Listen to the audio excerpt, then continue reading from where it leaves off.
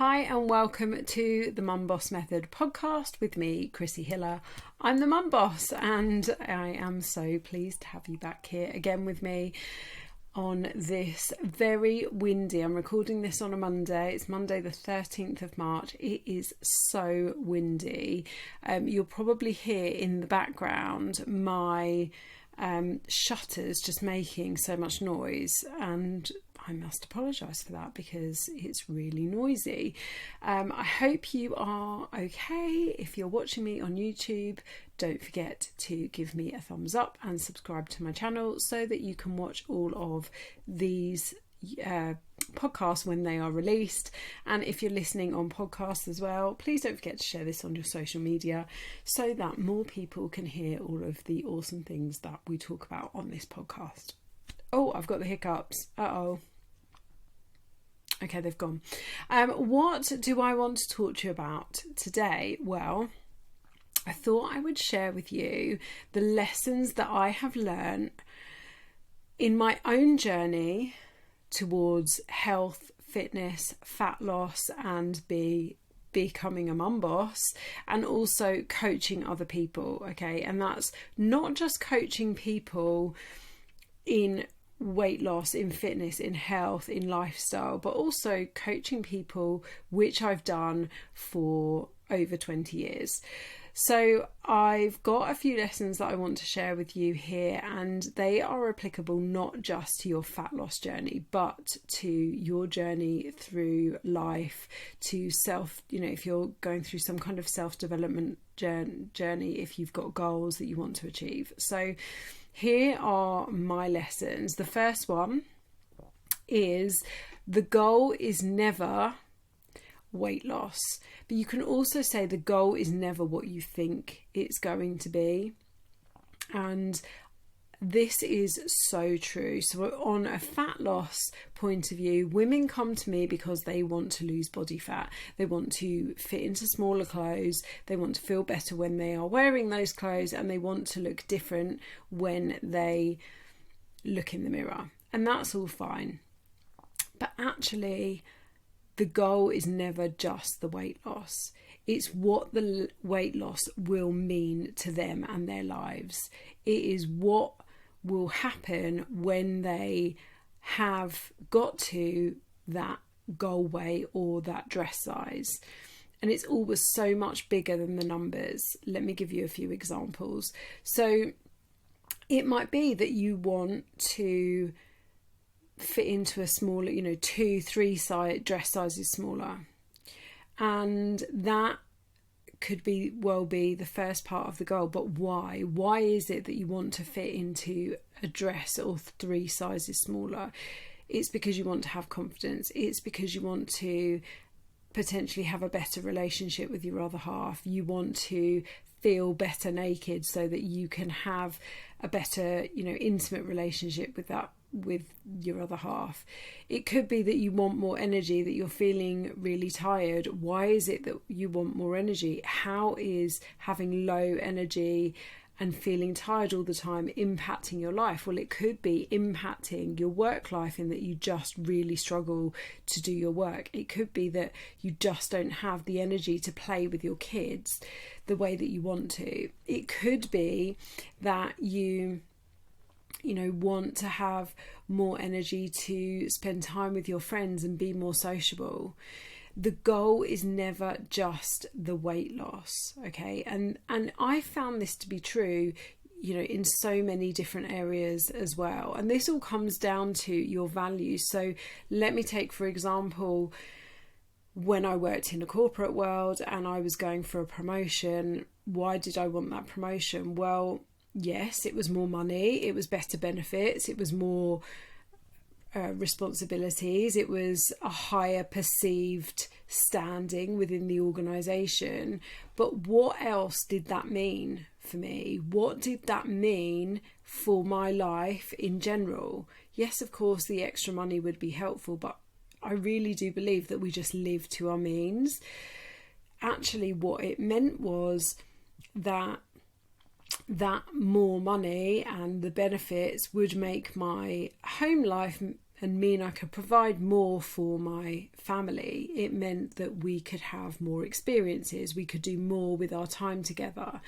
Within the business, having that more senior position meant that I felt of higher value. I felt like what I did mattered. I felt like what was the second thing I was going to say? I felt like I could more readily share my opinions and what was going on, in that organisation, and how I felt about all of that. So it wasn't just about the money, it was about other things that came with it. So remember that it is never just about the weight loss, and I'm not undermining or diminishing that the weight loss is important to you, but I want you to think bigger here. Okay, lesson number 2 is progress over perfection every single time. You might have also heard this being called imperfect action. So what do I mean by this? One of the biggest things that the women I talk to every day struggle with is always trying to be perfect. It's like an all or nothing mindset. If I can't do it 100%, then I'm not doing it at all. And I hear that when people say, oh, I'm going away for the weekend, so I can't start your program this time, maybe next time, or I don't have the right enough time at the moment to give it 100%. There's no such thing as perfect. And actually what we're looking for is progress. So, for example, one of my clients has come to work with me, and she's using a prep box, so where you order your meals, they send you all the ingredients and you make them. And she was eating about 2 or 3 takeaways a week, and then maybe like a beans on toast meal or something like that. And now she's cooking 2 or 3 of those meals every week, which means she's getting 2 or 3 less takeaways. She might still be having 1 takeaway a week, but as far as I'm concerned, that is huge progress. I am looking for her to make progress, not be perfect, because there is no such thing as perfect. 1 takeaway a week is, it could be exactly where she wants her life to be. What else might it look like? Well, you might have decided to start going for a walk every day or join the gym. And you might think that means you need to go out for a 30 to 40 minute walk every single day and work out at the gym 5 times a week. If you've not done either of those things before, what I'm looking for is progress. It's making progress from your starting level, and that is not going to be achievable to start going out every day for 40 minutes or go to the gym for 5 times a week. So let's start with, you go out for a walk twice a week, or you go to the gym twice a week. Progress over perfection. Okay, in life, it might be that you wanted to get a load of washing done today and you didn't get it all done. Okay, how much did you get done? You got 1 load done. Brilliant. That's progress. We don't need perfection. Okay, so progress over perfection every single time. Number 3 is action will always trump motivation. Okay, action over motivation, again, every single time. What do I mean by this? A lot of people say, I just can't find the motivation. I'm just not motivated to eat well. I'm not motivated to get movement in. I'm not motivated. I know what I should be doing, but I just can't get motivated to do it. Motivation is a myth. I mean, it's not quite a myth, but motivation is a limited resource. We don't have a tap of it that we can just switch on whenever we want to. So actually, what we need to be doing is taking action. You might not be motivated to go to the gym today. I'm not motivated to go to the gym every day. Sometimes I wake up and it is the last thing on earth I want to do, but I promised myself I'm going to go and I'm going to do 10 minutes. Okay.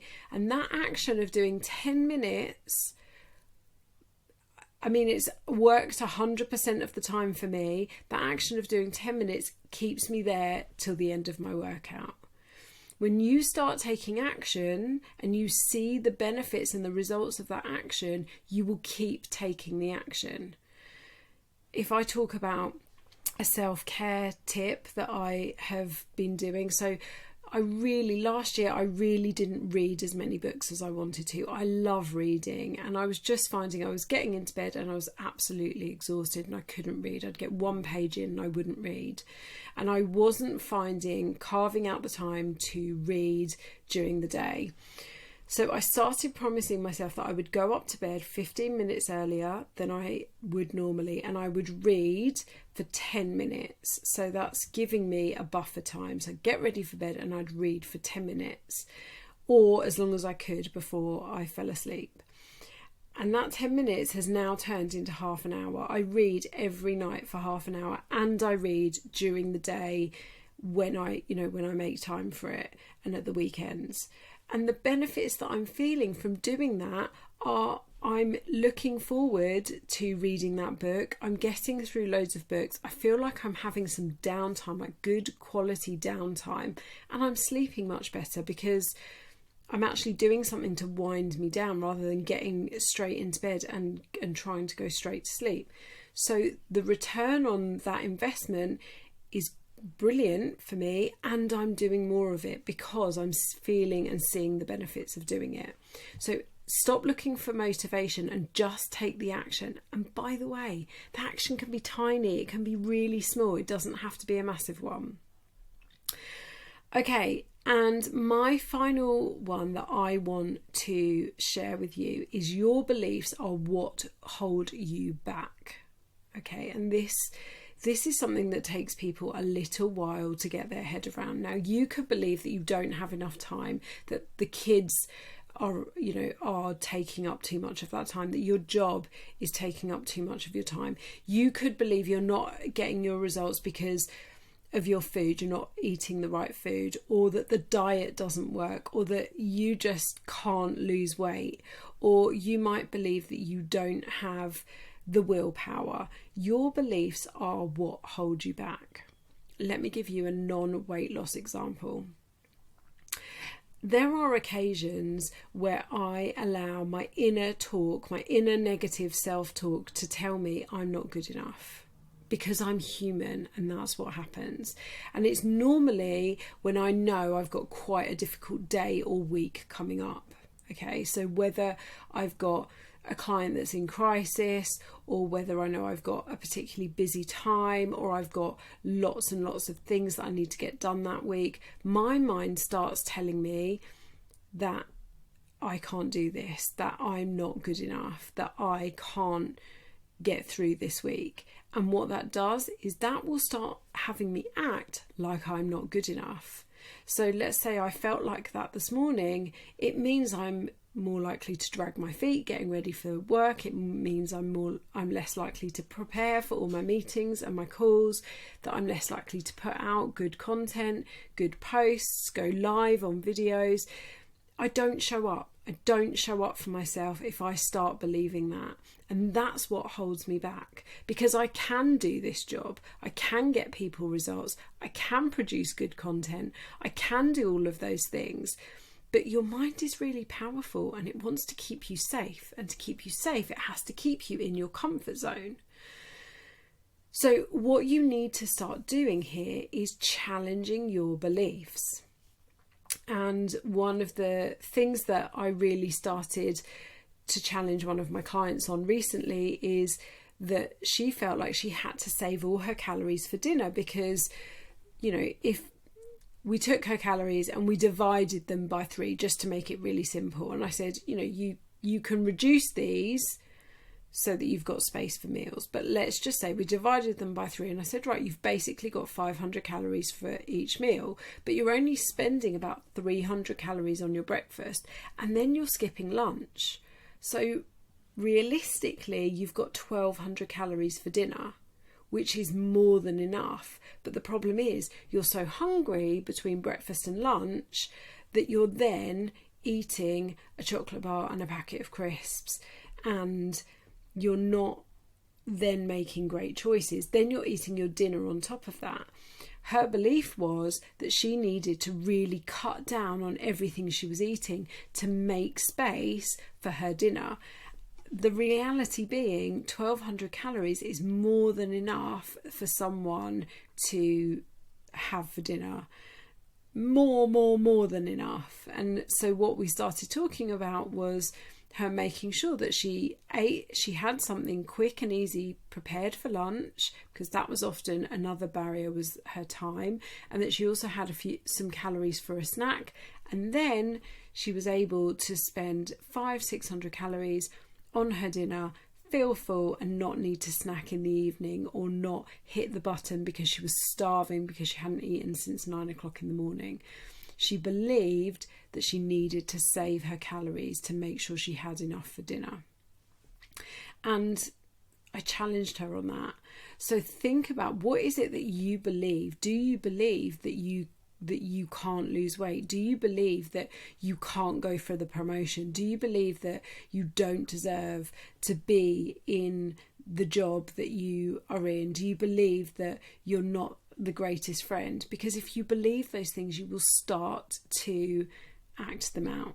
Change and challenge your beliefs. And this works. Again, this is what works. These things all work in just general life, not just in fat loss. So I hope that has been really, really useful for you. Just a reminder of what my 4 learns are. The goal is never the weight loss. Progress over perfection every single time. Action will always trump motivation, and your beliefs are what hold you back. If you have anything that you would like to add to these, or anything that really resonates, I would love to hear from you. You can find all the ways of contacting me in the show notes. And again, please do share this across your social media. Give me a rating and review, and also subscribe to my podcast and my YouTube channel. I will see you next week, where I'm going to talk a bit more about health. I'll speak to you then. Bye.